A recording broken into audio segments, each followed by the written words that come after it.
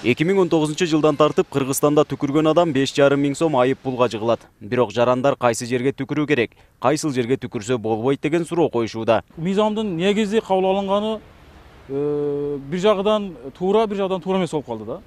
Эми туура эмес жагы элге түшүндүрүш керек эле. Мисалы үчүн сигарет чекпе деген жерде атайын коюлган бир орусча айтканда знак бар да. Сигарет чекпе. Анан ошол жерде сигарет чексе, ал жерге штраф салынат. Ал эми бул түкүргөн боюнча азыр эл башы эме болуп калды да, айланып калды. Кайсы жерге түкүрсө болот, кайсы жерге түкүрсө болбойт. Эч кандай түшүнүк жок да. Айып пулдардын өлчөмү коомчулуктун турмуш шартына туура келбейт дегендер да бар. Мындай жол менен өкмөт карапайым элдин эсебинен бюджетти толтуруу максатын көздөөдө дешет. Негизи бул өкмөт кокустан мыйзам чыгарып атат. Элди адаптация кылып келиш керек эле.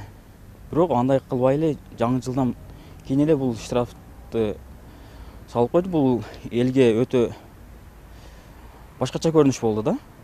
Элде эле 5 миң сом ал мамлекеттик кызматкерлер деле элде эле бир жерде иштеп анча айлык ала албайт да. Бир эле салганда 5,5 миң штраф салбастан алдынан элге жеткирип үйрөтүп, мисалы үчүн биринчи түкүргөндө 50 сомдон 100 сомдон салып, анан элге жеткиргенде эл түшүнүп түкүрүктө калат эле, тазалык кармаганга аракет кылат эле да. Бир эле салганда 5,5 миң койгон элдин мындай жиниге тийип койду да. Эл бүгүнкү күнү ошону түшүнбөй, эмне үчүн мындай болот?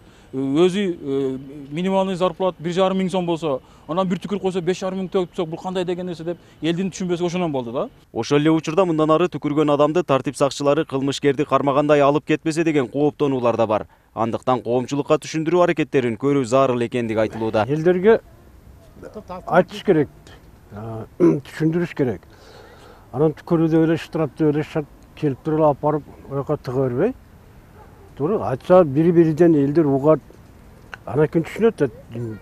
Doğrusunu ayтканда тазалыкка не жетсин. Ал үйдө ким түкүрүп, какырынып, үйүнү тазалаган киши көчөдө жүргөндө көчөнүн дагы ошолор булгайт. Тазадан дайыма таза жүрөт. Бул 5,5 миң сомду ар бир кызматкер барып эме кылып өзүнүн пайдасы үчүн пайдаланбайт. Аны айып акы эле салбастан эскертүү деген дагы штрафтан тышкары эскертүү деген эме бар биринен. Ошондуктан биринчи эле кармаганда кызматкерлер кокустан эле баягындай материалдарды түзүп, айып акыларды салбастан азыркы күндө эскертүү иштери жүрүп атат. Жыл башынан бери Баткен облусунун аймагында түкүрүк боюнча факты каттала элек. Тартип сакчылары 2019 жылдын аягынан тартып эле элге эскертүүлөрдү жүргүзүп жатышыптыр. Эски жылдын акыркы кварталынан баштап тынымсыз бизде эскертүү түшүндүрүү иштери жүрүп жатат. Ошондуктан буну жаңылык деп эме кылбаш керек эл дагы. Ошондой эле биздин биринчи квартал иши үстүбүздөгү жолу. Ар бир аймактык ыйгарымдуу участкалык инспекторлор эл алдында отчет берет.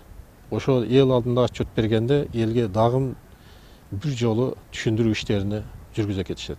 1 январдан тартып Кыргызстанда жаңы 5 кодекс жана 2 мыйзам күчүнө кирди. Анда негизинен айып пулдардын өлчөмү 2-3 эсеге өскөн. Нургазы Жайнаков, 7 канал, Баткен.